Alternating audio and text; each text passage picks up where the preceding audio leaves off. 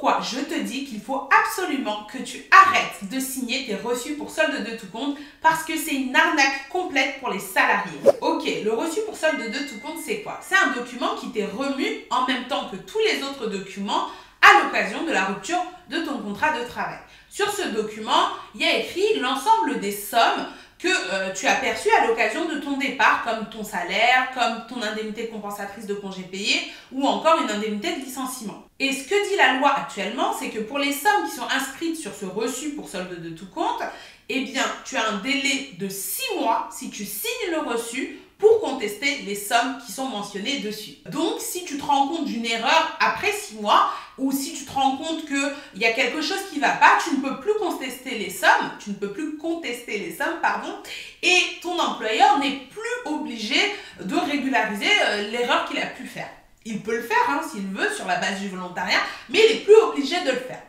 Alors, pourquoi est-ce que je dis ça? Parce que si tu n'avais pas signé ce document, tu aurais eu un délai qui est beaucoup plus long et qui va entre 1 et 3 ans en fonction de la nature de l'élément de salaire que tu souhaites contester. Et donc, entre 1 et 3 ans passés à 6 mois, c'est quand même moins avantageux. Mais moi, mon propos, il va beaucoup plus loin que ce constat simple et factuel. Parce qu'il y a des gens qui vont dire « Non, mais moi, je fais tous mes contrôles, il n'y a pas de souci, il n'y a pas de raison que j'aille faire tout ce tintouin ou que je parte en mauvais terme avec mon patron. Au final, en 6 mois, j'ai largement le temps pour contester les sommes qui ne me vont pas. » Eh bien, la problématique, c'est ce qui va derrière et l'intégralité des règles qui sont autour de ce reçu pour solde de tout compte qui font passer les salariés pour des imbéciles et du coup, quand tu connais pas tes droits, eh bien, tu ne t'en rends pas compte. Donc aujourd'hui, je vais t'expliciter pourquoi est-ce que je donne ce conseil et pourquoi, par principe, moi, je ne signe jamais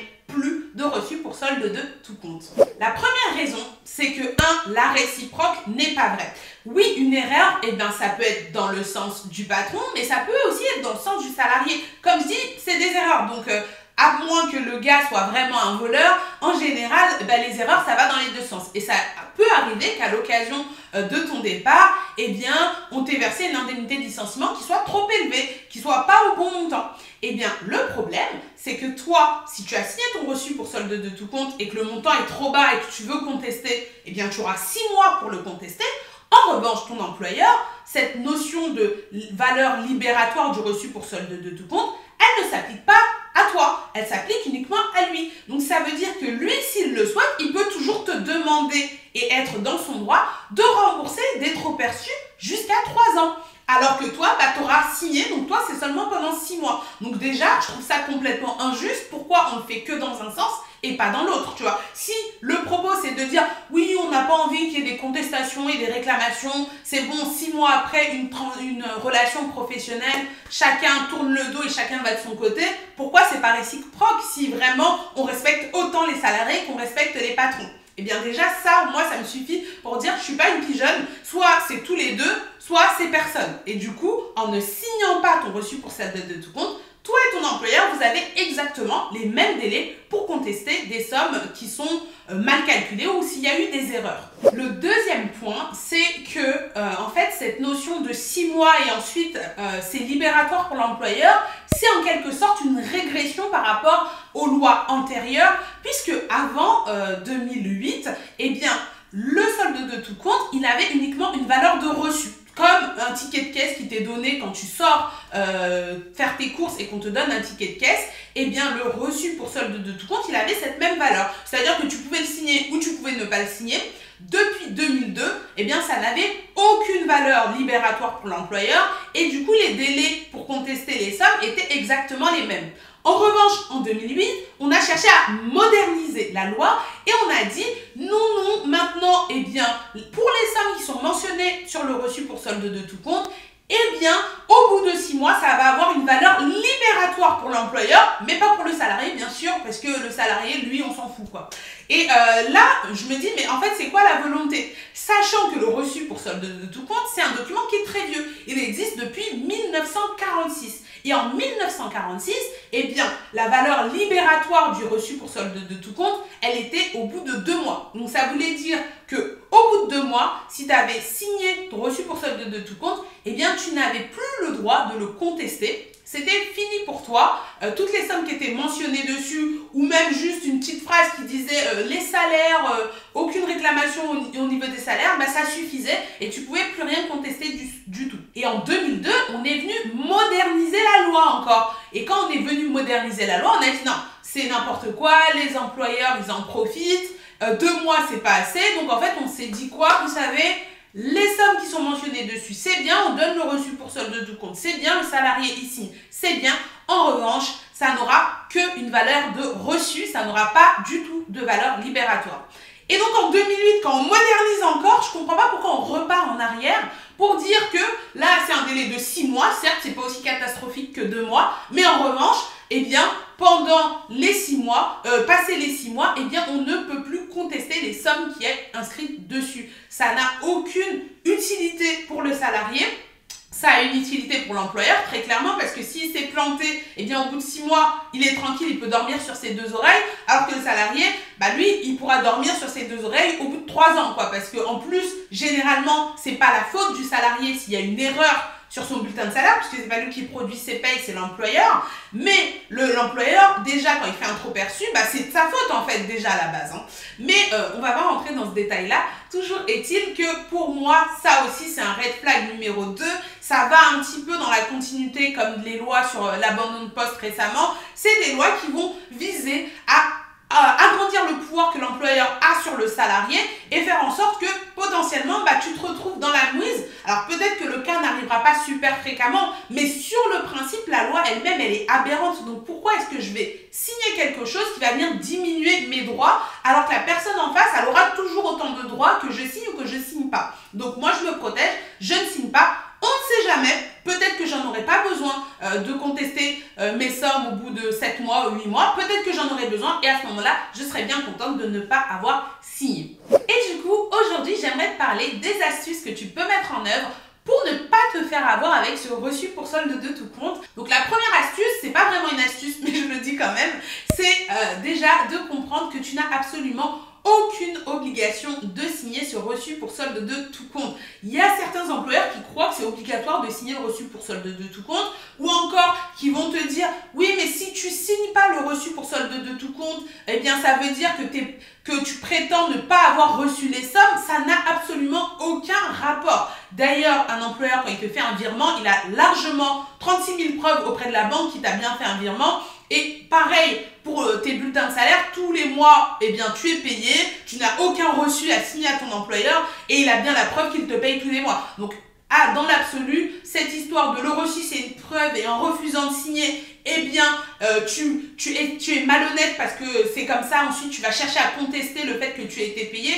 Ça ne tient pas debout une seule seconde, pardon. Mais non, tu peux pas en fait contester juste parce que au motif que tu as signé le reçu. Le reçu ne sert pas à dire j'ai bien reçu les sommes et du coup je ne vais plus pouvoir contester le fait que j'ai reçu ces sommes. Ce n'est pas son utilité. N'hésitez pas à vous renseigner si vous n'êtes pas d'accord.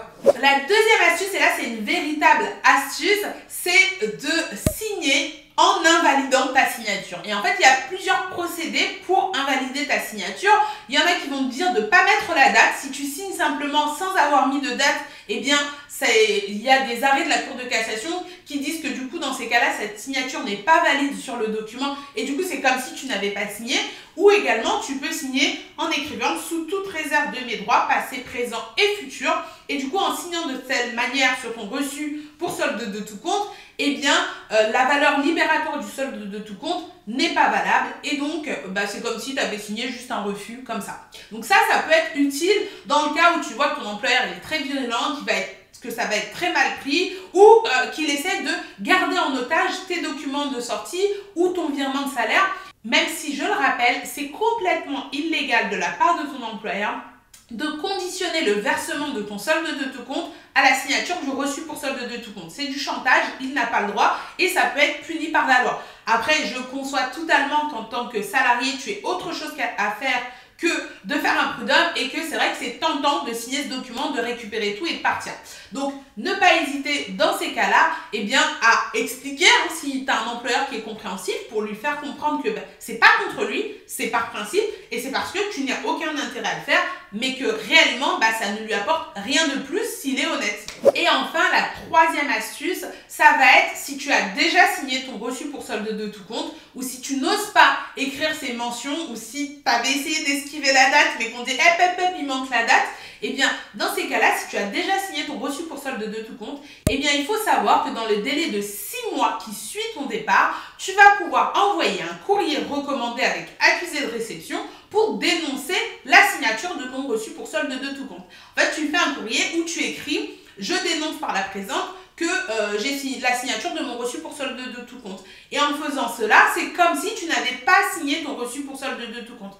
Donc, les employeurs qui forcent les salariés à signer un reçu pour solde de tout compte en les menaçant de ne pas les payer, etc., eh bien, en tant que salarié, tu sais que tu peux aussi signer. Et si, en fait, tu n'avais pas envie de signer, rien ne t'empêche de faire un courrier recommandé. Il y a des modèles gratuits sur Internet, donc n'hésite pas à taper modèle dénonciation reçu pour solde de tout compte sur Google et tu vas tomber sur des modèles que tu peux réutiliser. Les envoyer surtout en courrier recommandé avec accusé de réception pour avoir la preuve que tu as bien dénoncé ton reçu et ça va te permettre ensuite d'utiliser ce temps-là pour faire contrôler ton solde de tout compte de manière globale et si tu dois engager des poursuites ensuite, eh bien prendre le temps parce que les gens ont beau me dire parfois en commentaire « Oui, mais 6 mois, c'est largement assez pour vérifier un bulletin de salaire. » Pour moi, ce n'est pas énorme 6 mois. C'est-à-dire que oui, si tu es en capacité de calculer un bulletin de solde de tout compte et que tu es gestionnaire de paye, tu n'as pas forcément besoin de 6 mois pour calculer et contrôler ton bulletin de solde de tout compte. En revanche, quand tu n'as pas de formation en paye, que tu n'es pas un spécialiste de la rémunération, eh bien, pour trouver quelqu'un qui t'accompagne, qui te fait une expertise de ton bulletin de salaire et qui te dit quels sont les éléments qui sont justes et quels sont les éléments qui ne sont pas justes, je suis désolée, ça met énormément de temps. Ensuite, il y en a qui vont me dire « Non mais moi je suis gestionnaire de paye, j'explique bien tous les calculs aux salariés, etc. » Alors c'est bien beau, mais moi je suis désolée, quand je suis avec une autre partie, admettons dans le business, je ne vais pas compter sur le fait que mon fournisseur m'explique bien les calculs en regardant mes intérêts à moi. Je sais que le fournisseur il s'occupe de ses intérêts à lui, moi je m'occupe des miens. Et donc, si ce fournisseur me dit un mytho et que moi, je n'ai pas la capacité d'analyser pour savoir si c'est vrai ou faux parce que je ne maîtrise pas, eh bien, je vais demander à quelqu'un qui est indépendant, ni de moi, ni de lui, et qui va pouvoir me donner une raison, des vraies motivations. Est-ce que ces calculs sont justes ou pas? Et ça, c'est la meilleure façon de le faire. Et je suis désolée, pour l'instant, en alternative, il n'y a pas grand-chose en France pour les salariés. Donc, c'est pour ça que je pense que 6 mois, c'est pas beaucoup. Donc, n'hésitez pas à chercher un maximum à gagner du temps parce qu'on ne sait pas de quoi demain est fait. On ne sait pas quelle information vous allez apprendre par des anciens collègues, etc. Et du coup, vous aurez peut-être besoin de contester. Et si vous n'en avez pas besoin, eh bien, l'employeur qui a bien fait son travail n'a rien à se reprocher, eh bien, ne doit pas être inquiet, doit dormir tranquillement parce que c'est pas parce que j'ai 3 ans pour contester que je vais contester s'il n'y a rien à contester. Voilà, c'est tout pour cette vidéo. Je suis ravie que tu sois encore là et je te remercie. J'espère que ça t'a plu. Si ça t'a plu, n'hésite pas à mettre un petit pouce. En tout cas, je suis ravie d'avoir pu faire cette vidéo, d'expliciter en long, en large et en travers pourquoi tu ne dois jamais signer ton reçu pour solde de tout compte. Et n'hésite pas à me dire en commentaire ce que tu en as pensé, si tu as déjà signé des reçus pour solde de tout compte. En tout cas, eh bien, j'espère que ces astuces te serviront un jour. Ciao!